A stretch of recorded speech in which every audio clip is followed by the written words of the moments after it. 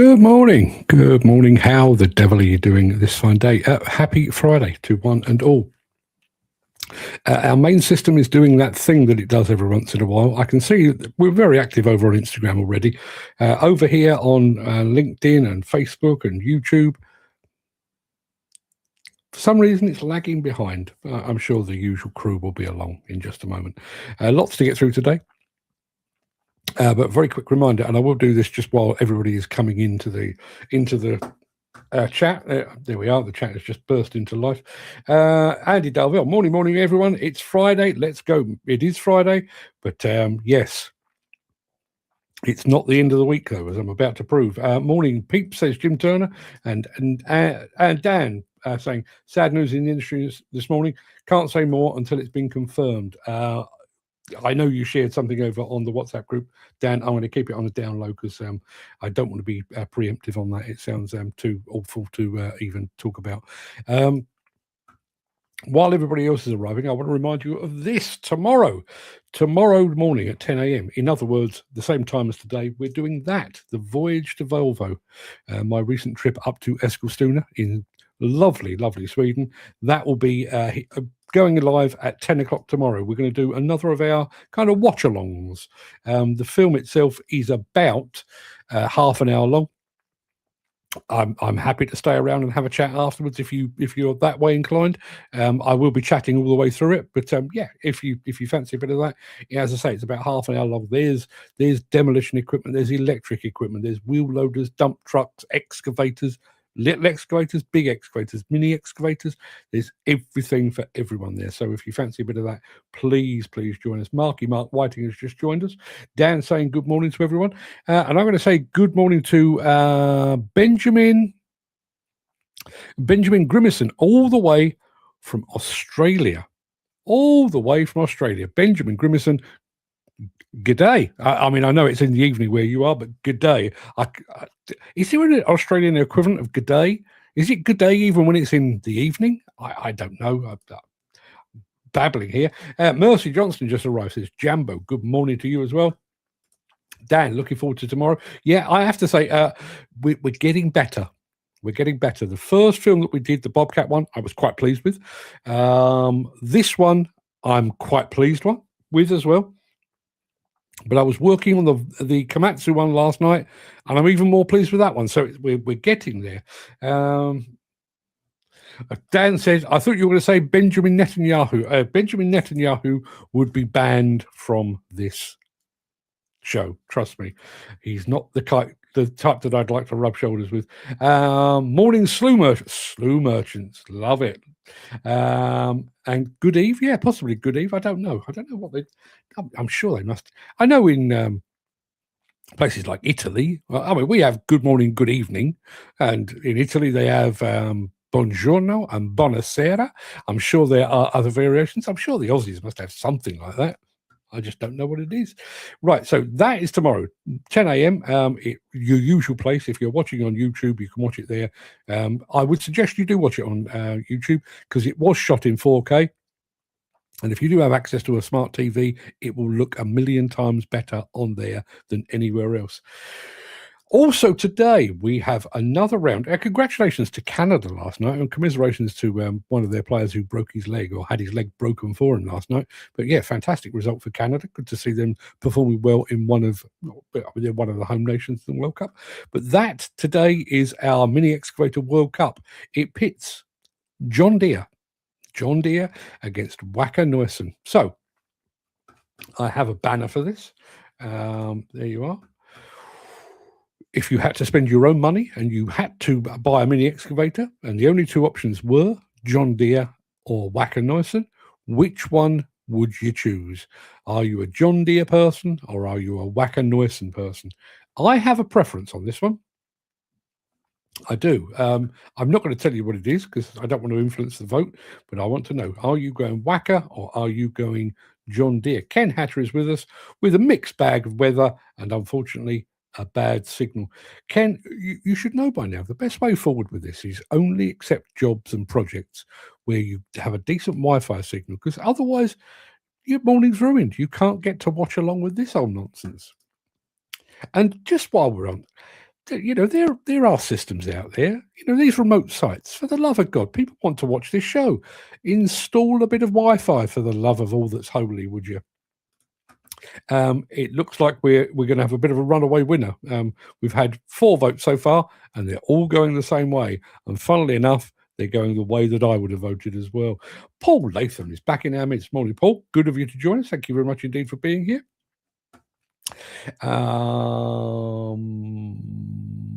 See, now Chris Ford has done a I don't know whether he's hedging his bets here.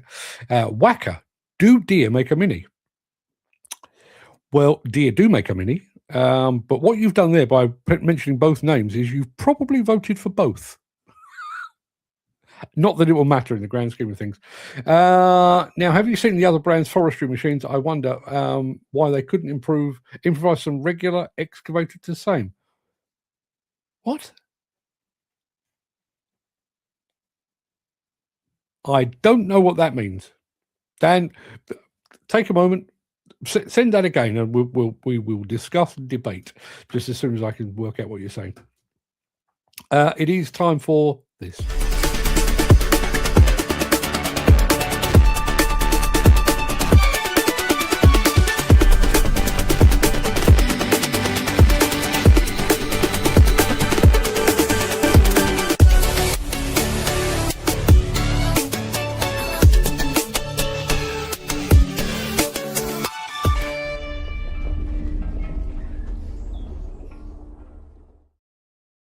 It is Friday, the 19th of June. Welcome to the Breakfast Show. I am your host, Mark Anthony, the Walrus of Demolition, the Lord High Chancellor of live streaming, and the authentic voice of the global demolition industry. In today's show, LiuGong unleashes a new hybrid wheel loader.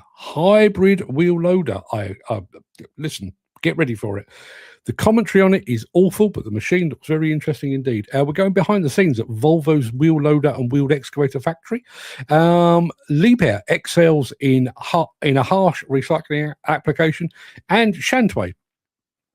I realise we don't get to see Shantui very often, but I think you'll be amazed at the sheer breadth of their range, because we've got a full line demonstration for you all the way from China. And in today's episode of Mark's Morning Monologue, Second Life. We were talking about remanufacturing yesterday, and I decided to commit my thoughts to paper. So Second Life, we're going to be talking about remanufacturing. If you have any thoughts on any of that, stick around to the end of the show. Andy Darvell saying, cool hat, Mark. Thank you very much indeed. Yes, Trevi Benny, actually from the headquarters of Trevi Benny over in Italy. Picked this up last summer. Oh, I'd love to go back. We had a really, really we had a good time with Trevi Benny. We had a great time with VTN. It was just a great trip. It really was. It looks like we're going to have a runaway winner in our Mini Excavator World Cup. Details at the top of the screen there. Yeah, we've had another vote in the same direction. I could probably call it now. They're that far in the lead, but I'll save it for now. And for those of you that have arrived a little bit late, don't forget, tomorrow, 10 a.m., we've got that. We'll be here to take you to Eskilstuna, literally to Eskilstuna. In addition to the look around the Volvo Proving Ground, I'm actually going to show you around the town of Eskilstuna, where it all began and continues to this day. Let's start with a bit of cat, and then let's have a look at this LiuGong hybrid wheel loader.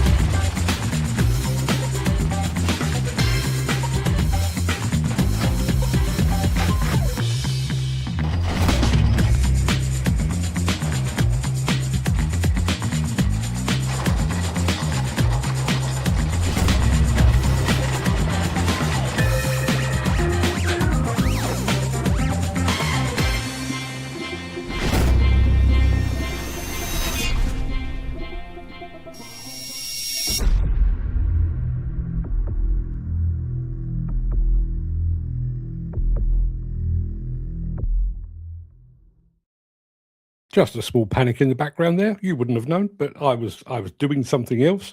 This screen went completely black.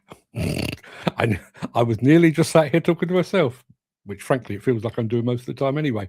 Right, so future fuels. I think we're all focused very much on, the demise of diesel. Some are saying electric, some are saying hydrogen.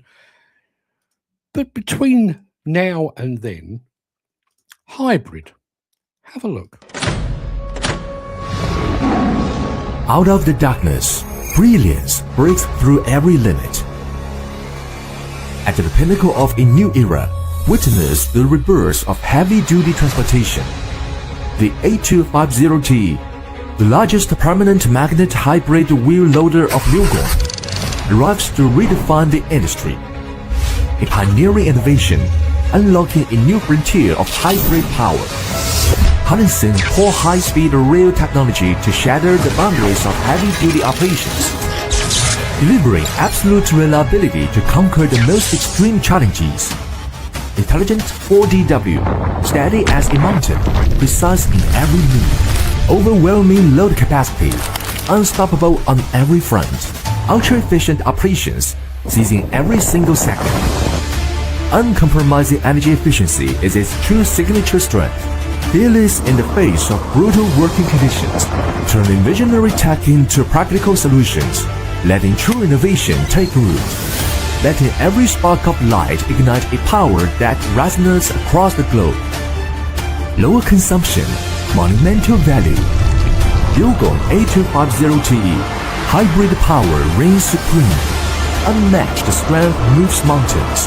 Intelligent manufacturing from China, setting the new global benchmark for heavy-duty machinery.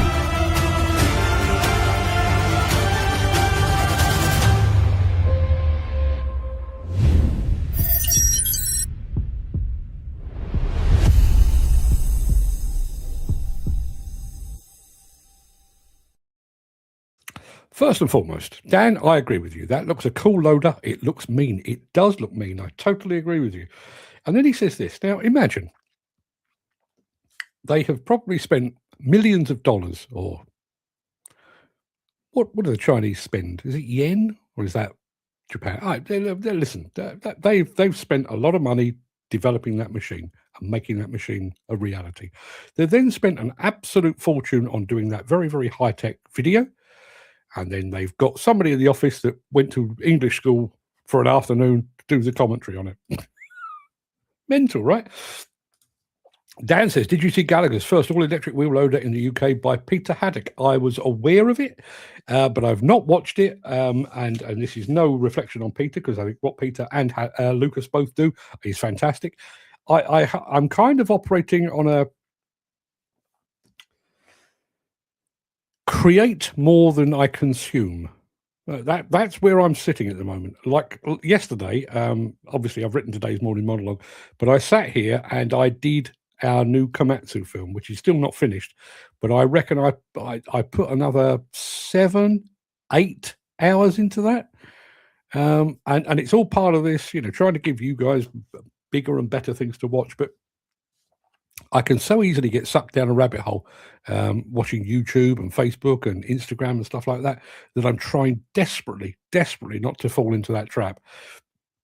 So I'm aware of its existence, and one of these days when I've got 5 minutes, I will have a look. As I say, I'm sure it's very, very good because I love what Peter does, but I've not watched it yet because I'm trying to put out more than I take in, if you get my meaning. Chris Ford says, oh dear. I'm assuming he is responding to the commentary on that Chinese video. Let's have a look. What do we got next? Oh, I know what we've got next. We're going off to Cons.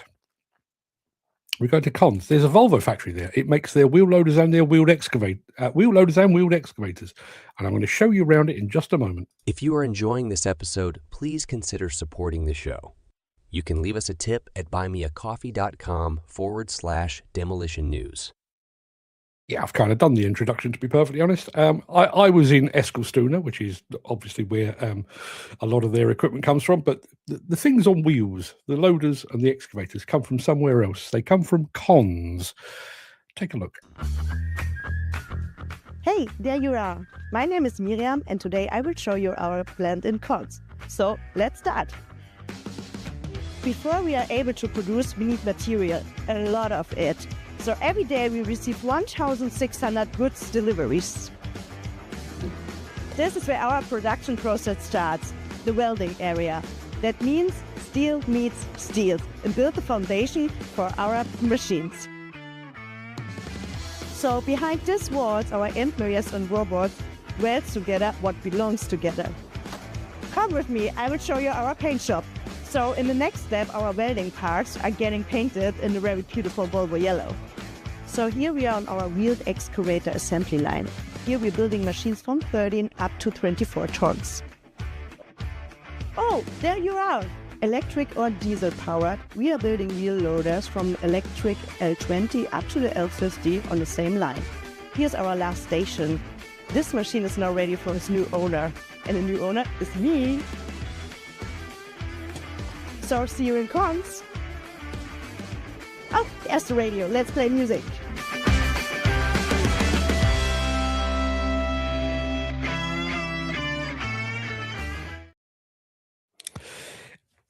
Just very quickly, in that video, very start of that video, Miriam there, who I think did a fine job, mentioned the fact that that factory alone is taking in 1,600 goods deliveries every single day.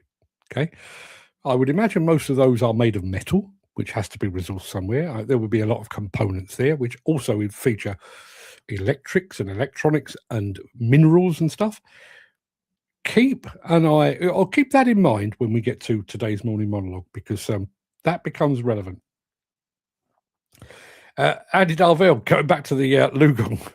Hello, everyone. Come look at my roller. Did I do it justice? Not bad, but could have been better, says Dan.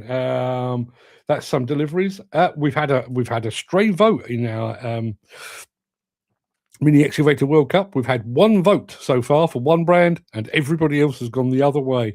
And while I'm here, Mick Norton's just joined us from sunny, windy, rainy, breezy Wakefield. It'll be one of those, I'm sure. Good morning, Mr. Norton. Thank you very much indeed for being here.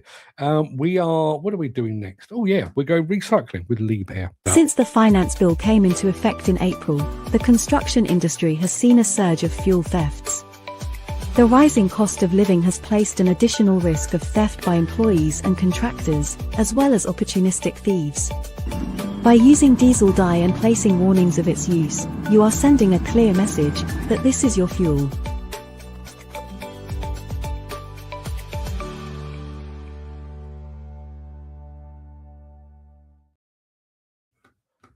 Dan saying, I bet that was Ken. It wasn't.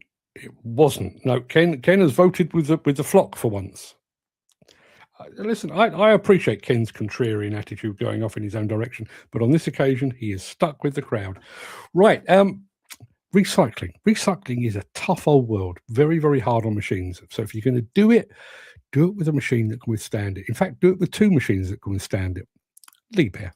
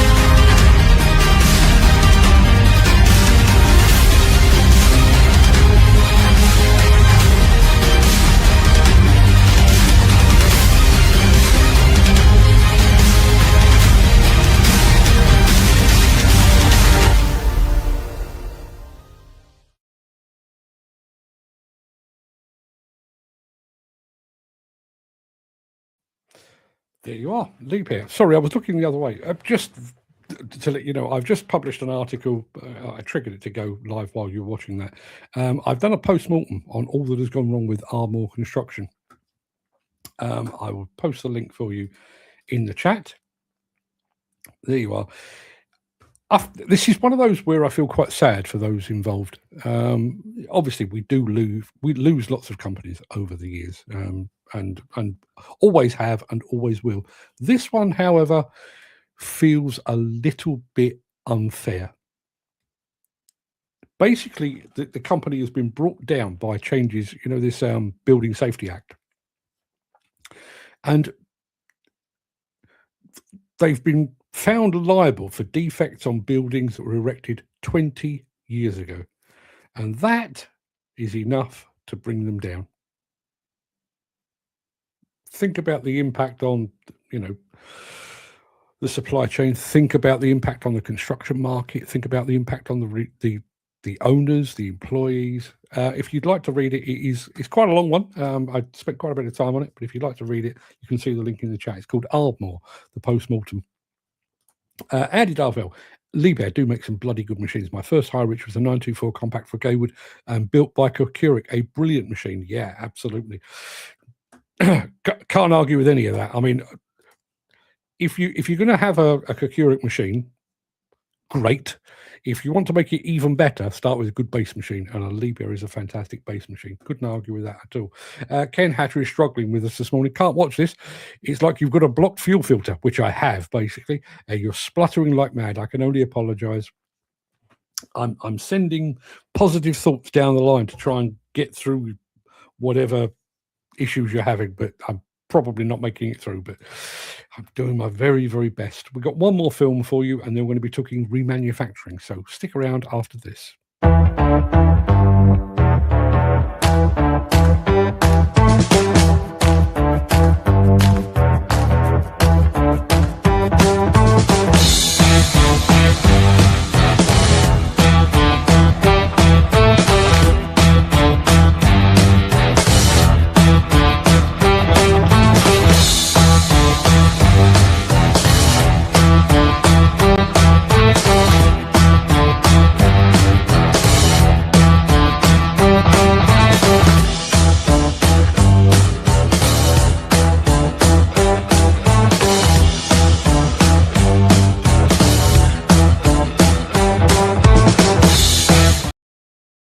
Whenever we featured Shantui,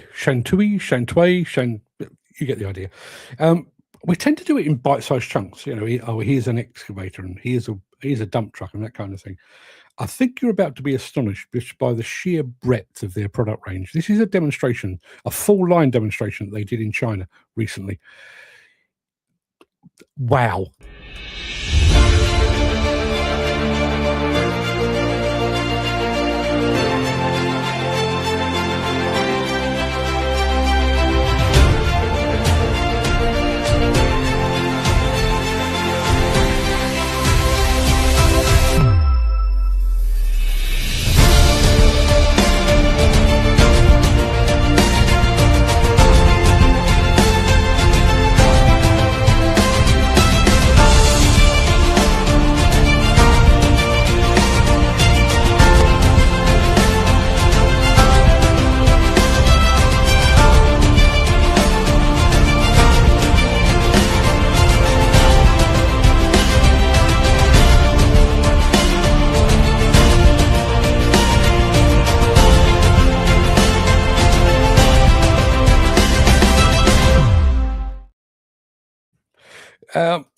Great film, but quickly from Ken. If remanufacturing is done right, it's okay. The airlines have been doing it for years. That is the best example I think I probably could have given.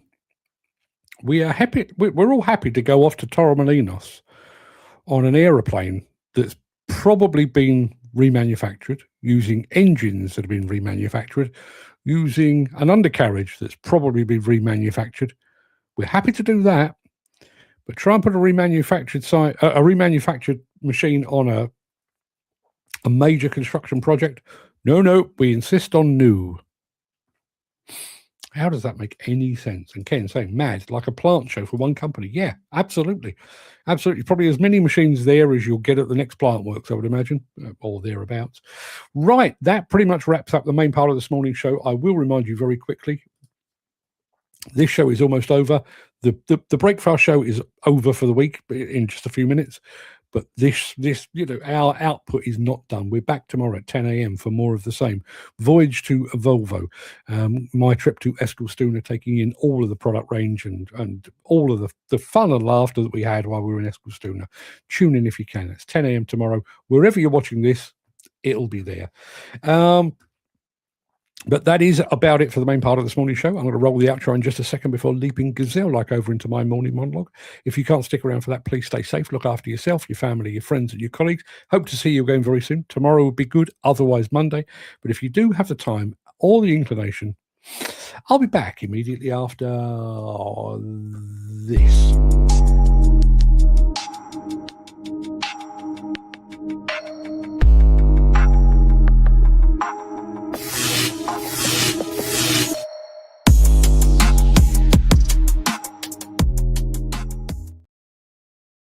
When a brand new excavator or a high-reach demolition rig rolls off the assembly line, gleaming in its factory-fresh paint, it represents far more than just another piece of kit. It represents thousands of hours of intense human effort. Think back to the very beginning of that machine's story, to the miners working in tough, unforgiving conditions to extract the iron ore and raw minerals from the earth. Think of the design engineers and the skilled assembly technicians who spent their days ensuring that every weld was flawless and every hydraulic tolerance was exact. Tremendous care, pride, and genuine human skill are poured into creating these engineering marvels that are built to withstand the harshest environments on Earth. Yet a mere handful of years later, the industry looks at that same piece of equipment and decides it's past its sell-by date, viewing it as ready for the scrap heap. It's an incredibly wasteful mindset. I mean, a machine engineered with such dedication is discarded simply because the hour meter has reached a certain digit or the lease period has expired. This is where the power of remanufacturing enters the frame, offering a way to honour that original craftsmanship while delivering massive economic and ecological advantages. From an environmental standpoint, the benefits of remanufacturing are undeniable. When an original equipment manufacturer takes a core machine and rebuilds it to original factory specifications, it sidesteps the entire energy-intensive process of raw material extraction and basic fabrication. Up to 85% of the energy required to build a new machine is saved by remanufacturing an existing one. The carbon footprint drops dramatically, and thousands of tons of high-grade steel are kept out of the smelting furnaces. Financially, it's equally compelling for plant owners. A properly remanufactured machine typically costs around 40% less than a new model, yet it comes with the latest specification and the same factory warranty and performance guarantees. I should probably do that again. Yet it comes with the latest specification and the same factory warranty and performance guarantees. It keeps capital in the business while keeping carbon out of the atmosphere. Beyond the hard numbers of spreadsheets and carbon accounting, there's a deeper, perhaps more profound element to this process that the modern industry all too frequently overlooks. There's a unique, unspoken bond between an operator and their machine. Anyone who's ever spent decades on a site knows that a plant item is a living history rather than an inanimate collection of steel and hoses. Over thousands of hours in the cab, an operator learns every quirk, every tremor, and the exact rhythm of that specific hydraulic system. The machine becomes an extension of the person operating it. When a machine is granted a second or a third life through remanufacturing, that vital human connection is preserved rather than severed. An operator who has spent years tracking a machine through deep mud and concrete rubble gets to see that companion restored to its prime rather than being sent off to auction. There's a deep psychological value in operating a piece of equipment that carries a history, a lineage, and a shared story of hard work. To give a machine a second or third life is to validate the years of care the operator invested in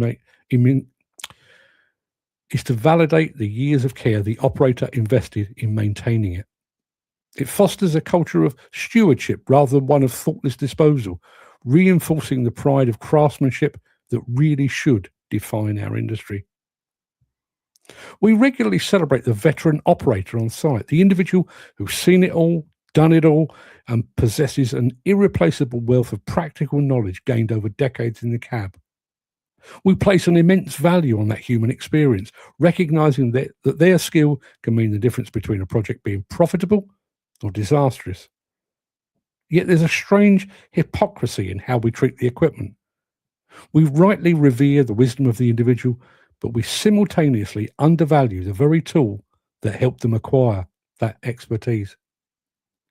The machine that stood by them through every challenging project, adapting to every command and absorbing the punishment of the job, is treated as entirely disposable. It seems contradictory to honour the mileage of the person while treating the mileage of the machine as a reason for its destruction. However, despite these clear emotional, environmental and financial advantages, two major roadblocks continue to stand in the way of widespread adoption of remanufacturing. The first obstacle is a deeply ingrained cultural bias held by clients, developers and Tier 1 contractors. There is a persistent demand on modern sites for nothing but brand new plant. The argument usually put forward is that new machines are inherently more reliable and cleaner for the environment. But it's a flawed argument. A remanufactured machine is stripped down to the bare frame, thoroughly tested and rebuilt with the latest upgrades. Furthermore, older machines can be easily retrofitted with modern emissions-compliant engines and exhaust after-treatment systems during the rebuild process. A remanufactured unit can meet the exact same ultra-low emissions the exact same ultra-low emission zone standards as a machine that rolled off the production line last week. But convincing a risk-averse client of that reality remains an uphill struggle. And the second obstacle rests squarely with the manufacturers themselves.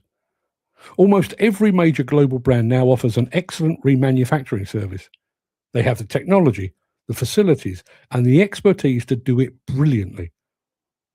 But at their core, these multinational corporations have spent the last century building their reputations, their dealer networks, and their ultimate profitability on a single business model.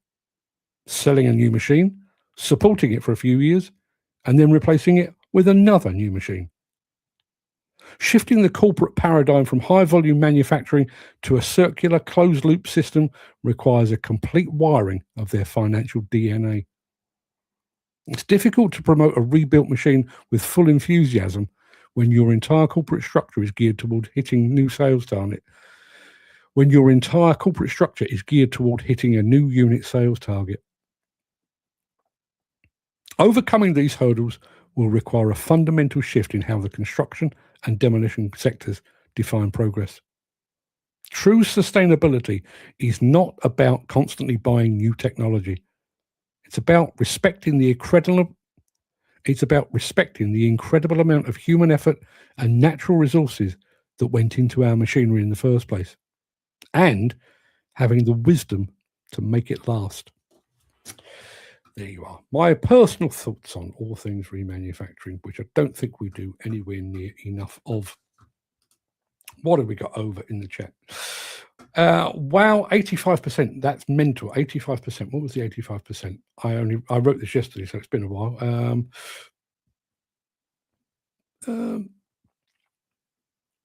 I know I mentioned 85%, but I can't remember in what context.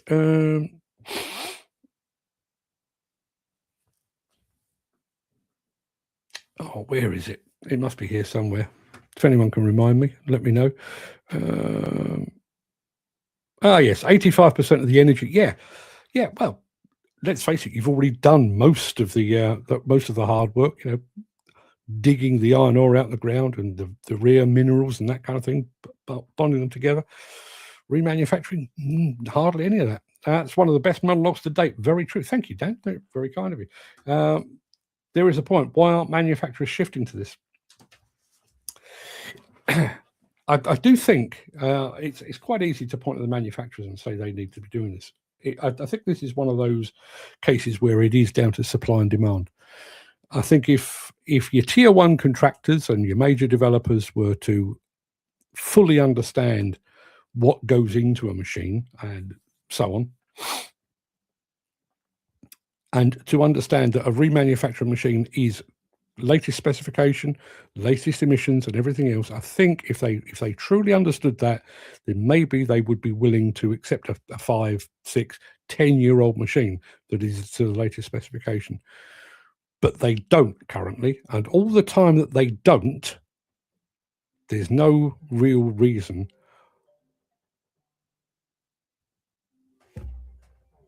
Sorry, somebody's just phoning me. I'll get rid of that. There is no real reason for the manufacturers to switch their model. And I do think what part of the problem that we've got here is one of communication. A lot of, I want to say good morning to Lee Mansfield. Morning, Lee. Thank you for being here. All of the major developers, all the major tier one contractors are now setting very, very tough, very, very stringent environmental targets.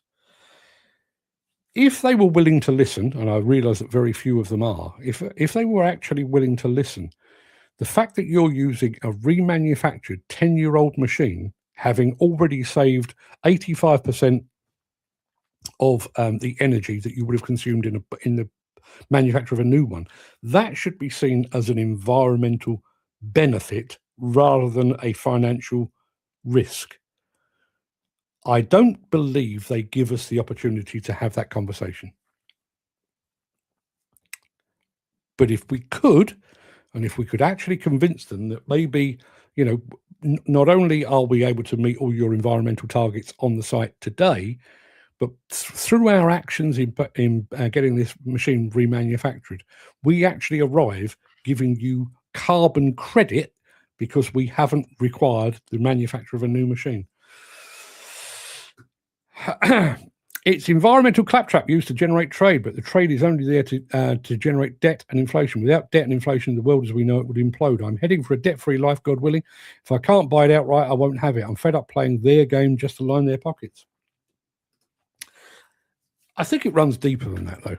I mean, I think, having lived through all that we've lived through with climate change and sustainability and everything else, that is the modern world. And frankly, I'm all for it. If there's a little bit that I can do to make the planet a little bit more inhabitable for my grandchildren, then so be it. That seems like a perfectly valid thing to do. But we're not looking at the bigger picture.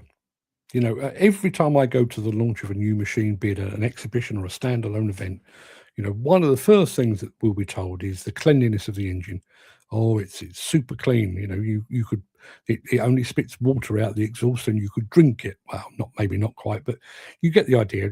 There is this big focus, and yet you've already expended an enormous amount of carbon, natural resources, energy, finance to bring that machine to market. In machine ownership terms, we talk about payback periods. If I buy a machine today and I use it 8 hours a day over the next 2.5 years, chances are I would have paid for the machine, and everything from that point on is bunts. Basically, that's when I start to earn the profit on it. Where and when are we asking that question about the payback period on environmental things? Over the past couple of weeks, I've seen the new JCB 520X, the 420X, the 715. I had a bit of a play with the PC220 from Komatsu. All fantastic machines. I saw the EC950 with Volvo. The R90 and the R100 dump trucks also with Volvo. I've seen all of these things, and all of them make very, very proud and I'm sure very, very honest claims about their environmental contribution. But what about the environmental cost of actually bringing that to market? And would all of that have been better spent advising and encouraging customers to take what they've already got, send it back to JCB, to Volvo, or to Komatsu, get it rebuilt, remanufactured, and spat back out again? Maybe. I can't think when my next opportunity to do so is, but maybe the next time I'm in front of a major manufacturer, I will ask that very question. I wonder if anybody actually knows the answer. Dan says, I know I'd like to do that if I could buy a rebuilt machine, though. If it's a new rebuild, you could technically reset the hour clock. I think that's one of the issues that we have here. Technically, yes, you could. But what difference does that actually make? And I mean that as a proper question. Back when I worked for a publishing company, I was given a company car. And the internal protocol with company cars was once you'd clocked up 60,000 hours, you handed that car back in and they gave you another one, brand new one. Okay. Now, I'm talking about 40 years ago, or thereabouts, more or less 40 years ago. Now, at the time, my Vauxhall Cavalier and my Ford Sierra, after 60,000 hours, they were a bit tired. They really were. Modern car, 100,000, not a problem. 150,000, not a problem.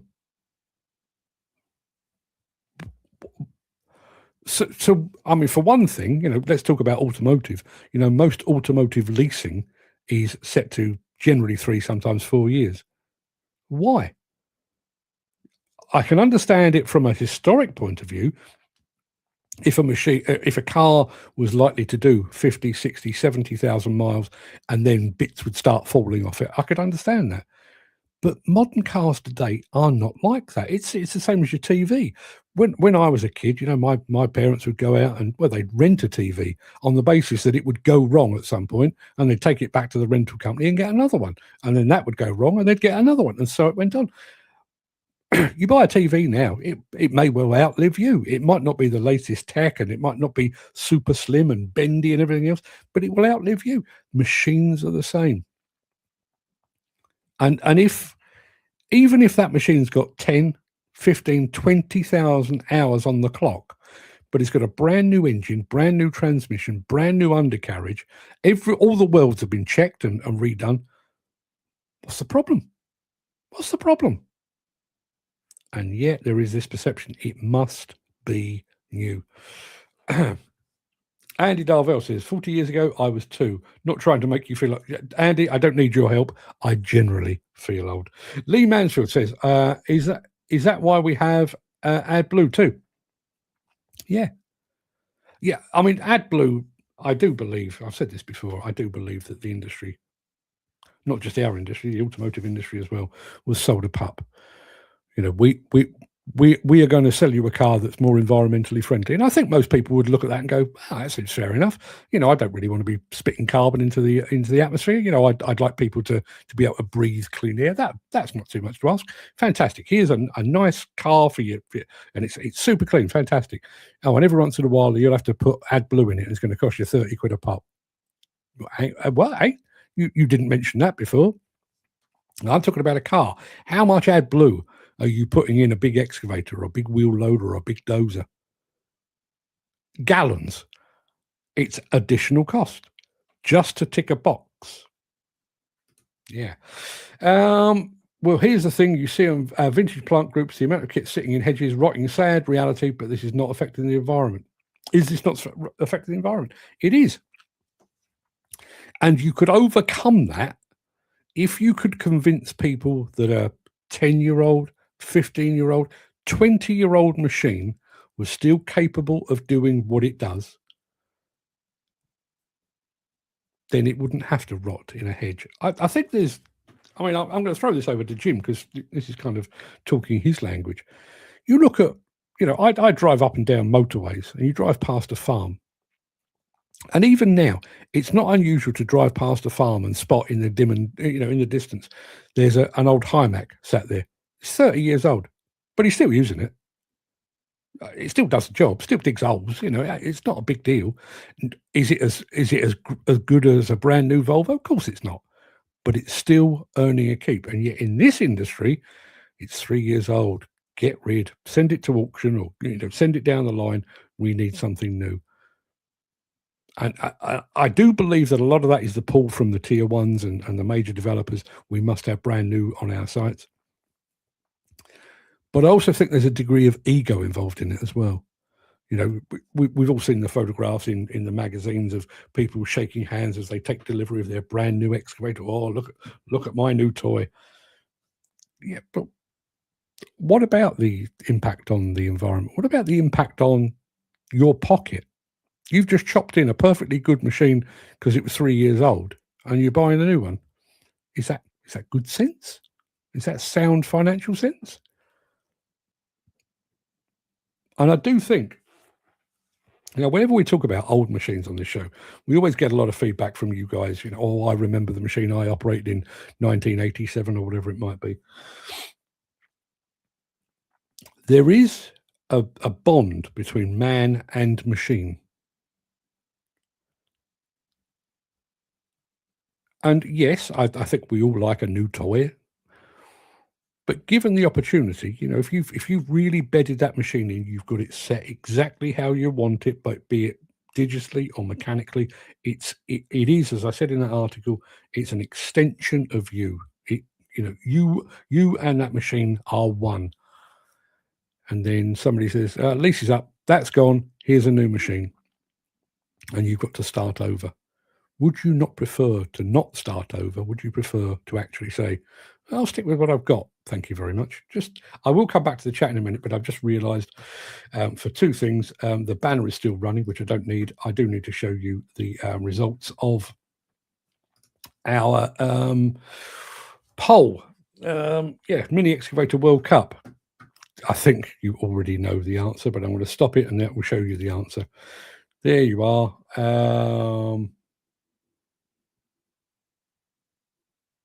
Hang on a minute. That's not right. I don't know what's gone wrong there. We had, I think it was 12 votes for Wacker Neuson and 1 for John Deere. And for some reason, it's only counted the John Deere. So I'm going to dispute that. I'm going to set it as it should be. Don't worry. I could prove it if you want me to, but that's a nonsense. I don't know what's happened with the polling system there. Maybe I misspelt it when I put it in or something like that. I don't know. No. Bizarre. It just hasn't counted the Wacker votes at all, but Wacker did win. Let me go back to the chat, having interrupted myself. Well, it could fool these baby assistants on thinking that on a new machine, as I know guys that won't. It could fool them on a new machine. I know guys that won't sit on a machine that's 5 years old. Mad. It's all down to residual value. No different with plant. It's where the best price can be realised.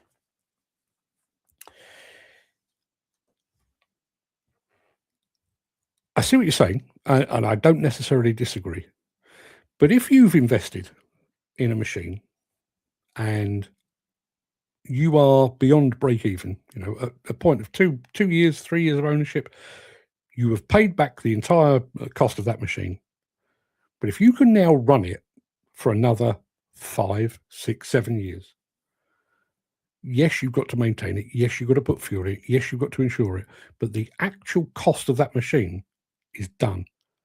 You're basically talking about not complete pure profit, but pretty damn close.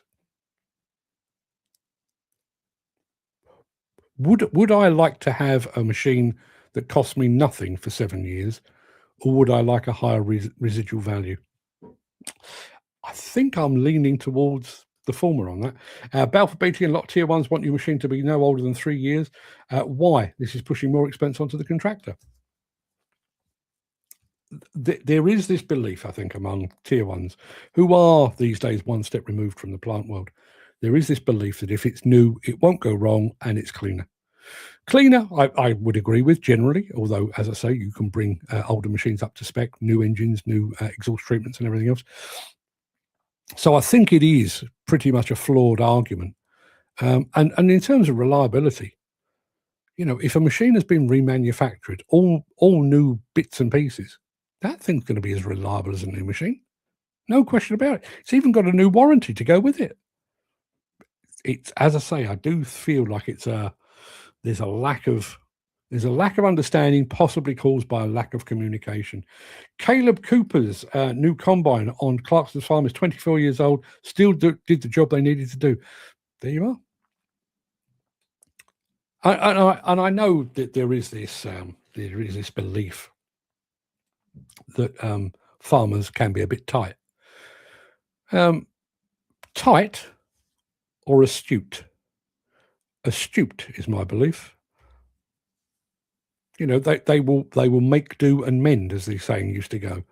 There's a bit of fence broken there. Don't worry, I've got a bit laying around the back of the shed there. That'll do for now.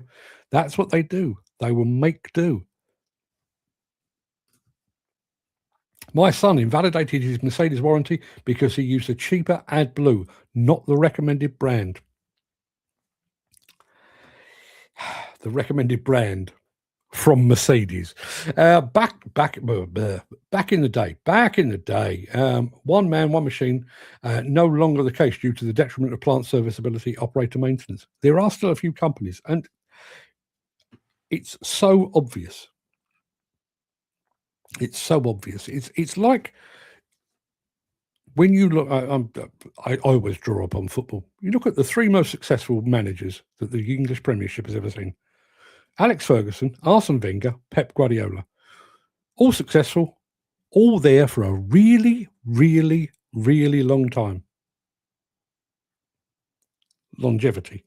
You look at the companies like, and I'll use them as an example, AR Demolition. One man, one machine. They take care of it. They hose it down. They keep it clean. It's absolutely pristine. Why? Because they've been empowered to look after their own machine. I'm going to say good morning to Simon Tomlin, who's just said, I run quite a few excavators in my hire fleet. We keep our fleet between 3 and 5 years. Okay, Simon, thank you very much indeed for that. Let me ask you, why 3 and 5? Or why 3 to 5? Do you find that at the 5-year mark, great lumps start to fall off your machines? Is that because that's when your finance is up or your lease is up? Or is it a demand from the people you're working with? We must have new machines or newer machines. I'd love to understand what you're actually seeing day to day. Jim Turner says, I know a fella that's still out owning crust with a couple of 80s 3CXs, International 125 track shovel. Last time I saw him, he was fixing a TD8 dozer for hire. He has no debt, no monthly charges. My point entirely.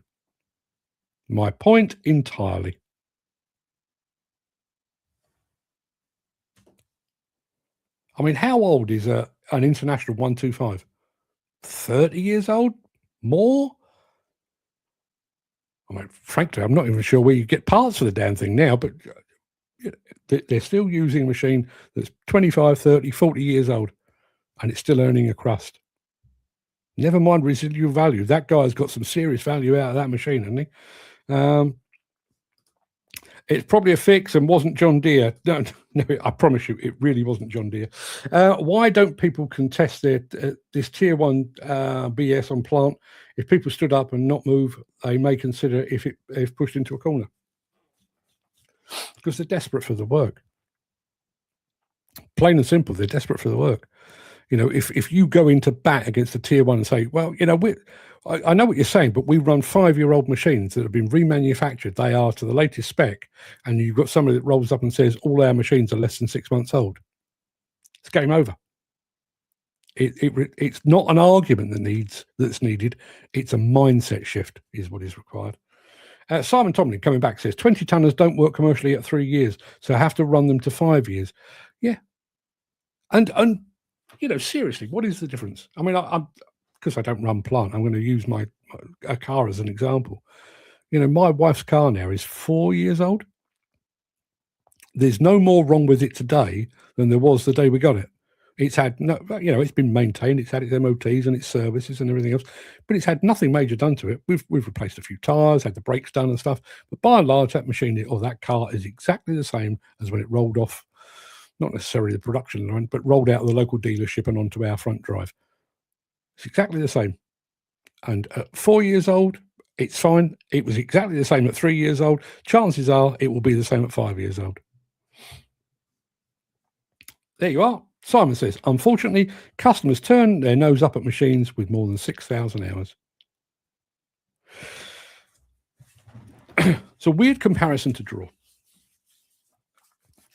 Think about the motorway speed limit in the UK. 70 miles an hour. 70 miles an hour. And it has been since, I'm going to take a guess. I don't actually know the figure, but I'm going to guess it was probably set back in the 1970s when we had pretty shitty cars. We had the Austin Allegro and stuff. So the speed limit was set back when we had crap cars with very, very crap steering and even more crap braking. A car today,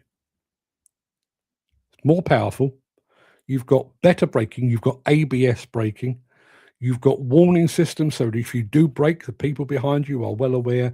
You've got all of the sensors on it. If the person in front of you brakes, your car begins to slow automatically and all that kind of thing. Our rules and regulations on motorways have not shifted with technology. Our cars today will stop in a fraction of the distance of a car from the 70s or the 80s. And yet we are stuck with a 70 mile an hour speed limit. Going back to Simon Tomlin there. If that 6,000 hours on a machine built in the 1980s, you'd go, yeah, probably. I mean, not only is that going to be a problem for the contractor, it's probably going to be a problem for me. It's going to start costing me money to keep it running. Things will start going wrong. Bits will fall off. 6,000 hours now is nothing at all. 6,000 hours, it's barely bloody run in. As long as it's maintained properly, which I'd like to think Simon Tomlin's machines are, 6,000 hours, it's got at least that again. At least. Remanufacture it, probably got the same again after that. It seems so ridiculously short-sighted. And is this partial to a lot of companies gone under as payments? Listen, just going back to this, when I started in plant hire, we would normally run up to 12,000 hours. So this is basically the major contractors and developers that are insisting on that. They've halved the length of time you're advised to keep a machine, which is mental, absolutely mental. Going back to Dan's point, Ardmore, which I've written about today, is an exception. But by and large, when a company goes pop, they release a list of their creditors. And I can tell you, before you even see it, the list of creditors, and they're usually done in order of the amount that they are owed. Right at the very tippity top is HMRC, VAT and tax. And the second, 99 times out of 100, is a finance company. 99 times out of 100. Yeah. So, yes, going back to Dan's point, yes. In order to meet these demands from contractors that want 3,000, they want a minimum or a maximum of 6,000 hours on a machine, you are required to go and spend money, waste carbon, waste man hours, do all of those things to satisfy the demands of a major contractor, and in order to do so, you basically get yourself leased up to the hilt, and if things take a bit of a bad turn, which frankly they always do in construction, you're left holding the baby. Dan is saying, where are you based, Simon Tomlin? We'll come back to Simon in a moment. Andy Darvell says, I'm on an old Buckingham plant Volvo 480 that Lynch bought. It's from 2020, still digs like hell, and I've had no issues yet. And I'm doing 11 hours a day loading truck after truck after truck. Yeah. I mean, a 2020, 6-year-old Volvo. Take it in its stride. I mean, I know you're saying it to support my argument, and I'm grateful you. But we all know this. There you are. It's got 7,500 hours on it, still going strong, and it will continue to do so. We could quite easily have this same conversation this time next year, and assuming you're still there, that machine would still be doing exactly the same thing. It's not that modern mechanics can only replace parts, it's that the entire industry has been redesigned so that replacing parts is the only economically viable, warranty-safe, legal option. Yeah. Although I do wonder, we've had that right to repair court case over in the States. I wonder how long it is until we get something very similar here. Because, yes, we do need that ability to look after our own machines, particularly if you're going to hang on to them for that bit longer. You hanging on to them for a bit longer shouldn't really mean having to basically remortgage for your local Caterpillar dealer. Well, that's unbelievable. Just it has 6,000 hours. They think it's worked out. Just broken in. 5,000 to 6,000 hours. It's better than you. Yeah, properly bedded in. Yeah, but listen, machines are, they are mechanical objects, and they have moving parts. We all know you get a new machine, chances are you'll have a few teething problems. Oh, there's a squiffy sensor over there, or that there's a bit of a rattle. We need to attend to that, and we keep getting this alert going off. That's part and parcel with a new machine. Once a machine has been bedded in over 6, 7, 8,000 hours, you're past that. I wouldn't say you're into sort of trouble-free operation, but you're pretty damn close. Dad says, Simon Tomlin, I'd love to have a chat with you if you can at some point. There you are. Simon saying, don't get me started on hire rates. I feel like I should. Are you going to say, I mean, you look like a very young, sprightly fellow, so I'm not going to cast aspersions here, but are you going to say that hire rates basically have not moved in 25 years? Because if you are, you're preaching to the choir, my friend. You really are. Maybe we should do something on hire rates and get you on as a guest. You'd be very welcome. Mick Norton says machines are no longer mechanical. They're software with hydraulics attached. And don't the manufacturers love it? Don't they? Time was bloke with spanner and sledgehammer could fix pretty much everything. Now, not so much. Simon is based over in Gloucester, and I clearly have overstated things. I said that hire rates haven't changed in 25 years. Unfortunately, they're less.